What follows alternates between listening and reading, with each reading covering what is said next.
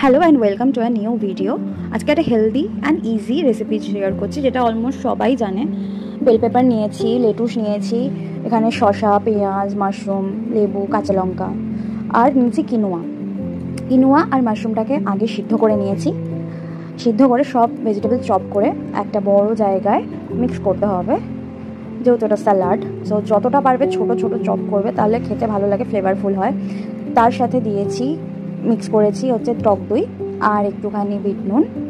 এগুলো সব একসাথে মিক্স করে নিয়েছি, নিয়ে উপর থেকে একটু white sesame seed ছড়িয়েছি। Sesame seed obviously হেলথের জন্য খুব ভালো হয়, অ্যান্ড ট্রাস্ট মি, এটা খেতে খুব টেস্টি হয়েছিল। লেবুর রস আর কাঁচা লঙ্কা দিয়ে আরও বেশি টেস্টি লাগছিল।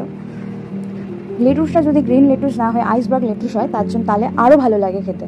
কিছুটা নাচোস নিয়েছি, নাচোসটা জাস্ট টেস্টটাকে একটু এনহ্যান্স করার জন্য। না চাইলে নাচোসটা দিয়ে ডেকোরেট করলে অ্যাকচুয়ালি দেখতে ভালো লাগছে, তার জন্য